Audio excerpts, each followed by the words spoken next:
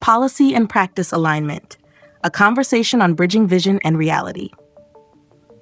Hello, I would like to begin a conversation about the critical need for alignment between education policy and real-world practice. It should be obvious that policies, no matter how well-intentioned, only succeed when they truly address the needs of students, teachers, and school communities. But doesn't it follow that when policies are created without considering their practical application, they become disconnected from the realities of education?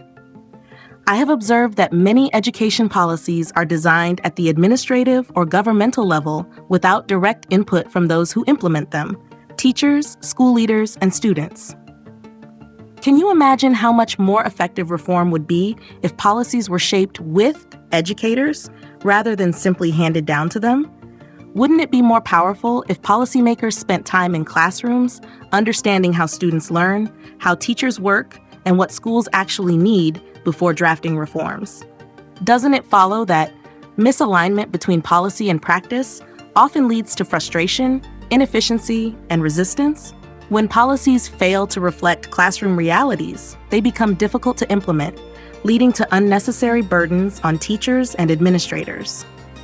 It should be obvious that successful policies must be both visionary and practical, designed to inspire change while remaining adaptable to different learning environments. What if every policy came with an implementation roadmap, detailing not just what should change, but how it can realistically be integrated into schools? Wouldn't it be more effective if education leaders focused on making reforms practical, flexible, and sustainable, rather than just ambitious? It is time now to acknowledge that policy must serve people, not the other way around. Can you imagine how transformative it would be if policies were evaluated not by how well they are written, but by how well they work in real classrooms? What if governments and education departments created collaborative feedback loops, where teachers and students could share their experiences with policy changes and refine them in real time? Wouldn't it be more powerful if education systems prioritized continuous learning and adaptation, just as they expect students to do? I have observed that the most successful education systems are those where leaders act as bridges between policy and practice, ensuring that reforms are not just theoretical, but actionable and impactful. Doesn't it follow that if we want real change, education leaders must be equipped to interpret policies in a way that works for their schools? It should be obvious that professional development and leadership training should include strategies for navigating and implementing policies effectively. What if schools were given more autonomy to tailor reforms to their specific contexts while still maintaining overall alignment with national and state education goals?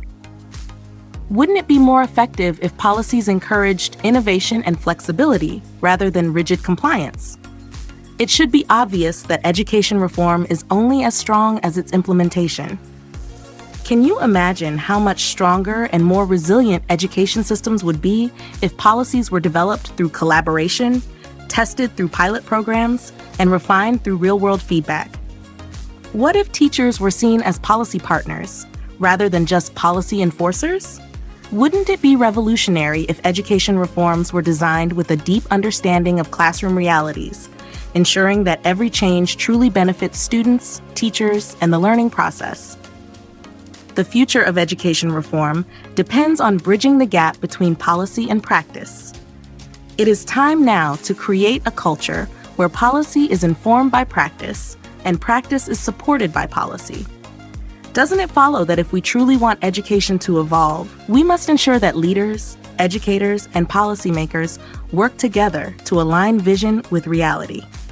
The real challenge isn't just about writing better policies, it's about making sure they work where they matter most, in the classroom.